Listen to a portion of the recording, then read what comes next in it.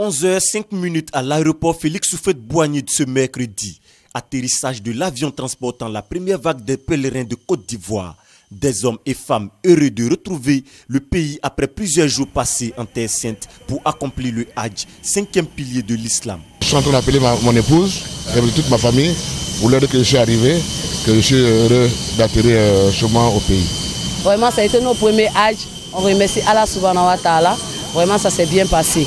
C'est le plus grand rassemblement mondial. Quand on est arrivé en bonne santé dans le pays, on remercie le bon Dieu et surtout nos autorités qui ont fourni beaucoup d'efforts pour qu'on soit bien logé, bien nourri. La joie du retour au bercail, mais la bousculade de Mina reste la note triste du séjour.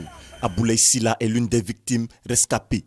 On rend d'abord grâce à Dieu, parce que c'était pas lui, je n'ai pas été là pour parler. C'est deux ceux qui étaient tombés, bon, moi je voulais sortir parce que je pensais être étouffé. Et ils m'ont dit, ça dit aide-moi. Donc j'ai tenu mes deux, j'ai tenir mes bras. En les tirant maintenant, bon, il y avait tellement de monde, moi aussi mes forces m'ont lâché. Et j'ai mon genou qui a pris un coup. Mais les deux dames sont décédées. Venus les accueillir, les autorités ivoiriennes ont tenu à rassurer les pèlerins et leurs familles des dispositions prises pour les victimes. Le chef de l'État qui a suivi depuis les premiers instants où nous avons été informés du drame qui est survenu à la Mecque, à Mina précisément. Le président s'est tenu informé pratiquement heure par heure jusqu'à ce jour sur la situation. Nous attendons donc les communiqués officiels que voudront bien nous faire les autorités saoudiennes sur exactement ce qui s'est passé pour pouvoir avoir une manifestation plus franche et plus immédiate sur la situation. Au CHU de Treichville, il y a un pavillon qui est dégagé par Madame la ministre de la Santé. Il y a des psychologues, il y a des psychiatres, il y a des ambulances, il y a des brancards. Tout ce qu'il faut, en tout cas, pour bien accueillir, s'occuper de nos parents qui arrivent en état de choc. Surtout appeler les parents au calme et que le gouvernement a pris toutes les dispositions, que les personnes, une fois arrivées à l'aérogare, soient donc prises en charge.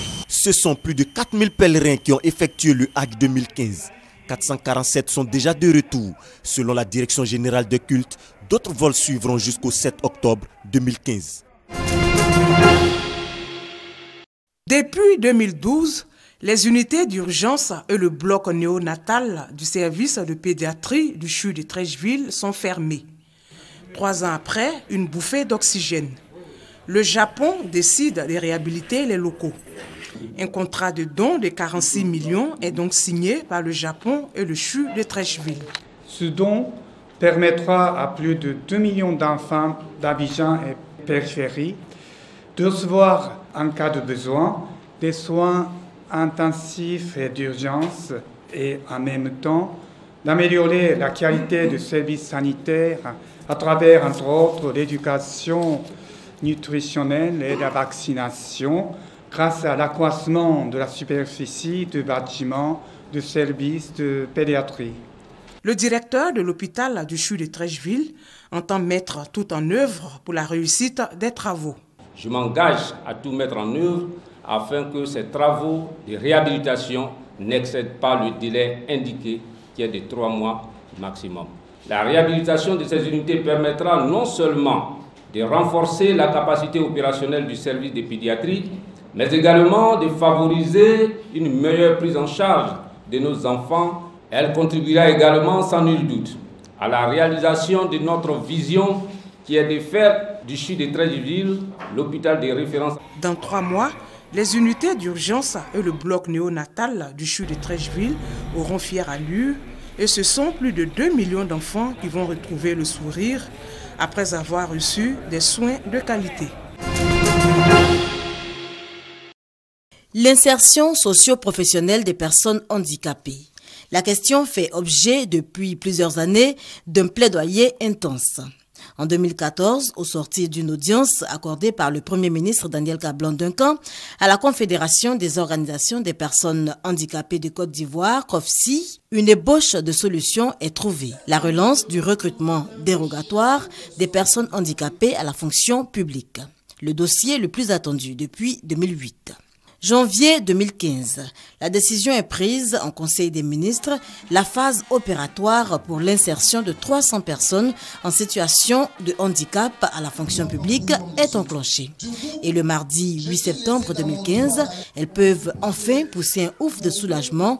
Les 300 personnes sont effectivement désormais fonctionnaires de l'État de Côte d'Ivoire. Nous voudrions donc exprimer notre infinie gratitude, nous personnes handicapées de Côte d'Ivoire, tout type de handicap confondu, à son Excellence Monsieur le Président de la République de Côte d'Ivoire, ainsi qu'à tout son gouvernement pour cet acte hautement humain qui vient mettre fin à des années de souffrance d'une communauté qui n'aspire qu'à contribuer à la création de richesses dans le pays.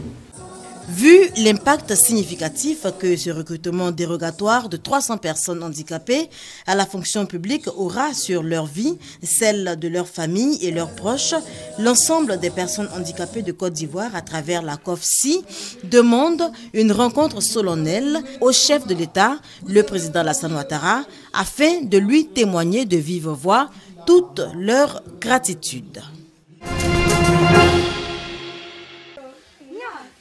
Pour réduire la pénibilité du travail en matière de fabrication de la tiké, une unité de production moderne de ce mets fait à base de sémoule de manioc a été offerte aux femmes de Brofo-Doumé par le président de la République, Alassane Ouattara. Plus de 2 mois après, le gouverneur du district d'Abidjan, Robert Begré-Mambé, fait un don de 5 millions de francs CFA à ces femmes en guise d'encouragement et toujours au nom du président de la République. Le don que nous venons de faire vient du chef de l'État pour les femmes de Brofo-Doumé qui ont montré l'exemple d'un dynamisme encourageant. Parce que dès qu'on a installé l'usine au moment de la formation, elles se sont cotisées elles-mêmes à partir de... Elles ont eu 20 000 francs pour acheter le manioc. Et avant l'installation de l'usine, elles étaient déjà à 750 000 francs d'achat de manioc. Et avec ce don de 5 millions de francs que le chef de l'État vient de faire, elles peuvent aller jusqu'à 35 à 50 bâchers de manioc, ce qui peut leur permettre de produire 20 tonnes d'attiéké, ce qui peut rapporter au minimum 20 millions de francs CFA. Un geste salué par le chef du village de Brofo-Doumé et les bénéficiaires. S'il n'y a pas assez de machines et que les commandes sont nombreuses, on ne peut pas travailler. Donc c'est bienvenu. Nous allons faire des achats aussi d'autres machines comme les vanneurs et d'autres semouleurs pour compléter. Cette cérémonie de don a été également l'occasion pour les populations de grainer des doléances, notamment l'adduction en eau potable, la construction d'un poste de gendarmerie et l'extension du réseau électrique. À toutes ces préoccupations, le gouverneur du district d'Abidjan, Robert Begré-Mambé, compte apporter des réponses. Ils sont 89. En recevant ce diplôme, après 13 mois de formation, ils sont déclarés aptes à exercer à un autre niveau dans la sécurité sociale. Cadre moyen pour les uns, contrôleur d'exploitation, contrôleur en prévention et technicien pour les autres. Pour les représentants du ministre d'État en charge des affaires sociales, présider cette cérémonie d'hommage public à ces désormais ex-élèves du CIFOX, le Centre ivoirien de formation des cadres de sécurité sociale, marque l'attachement du gouvernement ivoirien à une réforme qualitative des affaires sociales. La protection sociale est un volet important de la politique du chef de l'État. Et pour que cette politique sociale puisse s'appliquer pleinement sur le terrain, il faut des hommes formés pour. Et je pense que ces personnes, assez jeunes et assez ouvertes, n'est-ce pas, sont vraiment préparées pour répondre à ces tâches-là. Obtenir son diplôme n'est qu'une présomption d'aptitude, car la pratique demeure l'essentiel dans l'exercice de son métier. Un métier qui attend beaucoup de ces nouveaux diplômés. Le plus dur commence maintenant. Ils ont eu le diplôme, c'est vrai, à eux de prouver sur le terrain que leurs responsables peuvent leur faire confiance, à eux de prouver que les assurés sociaux que nous servons peuvent leur faire confiance, à eux de prouver que leur pays peut leur faire confiance. Un défi que les concernés entendent relever.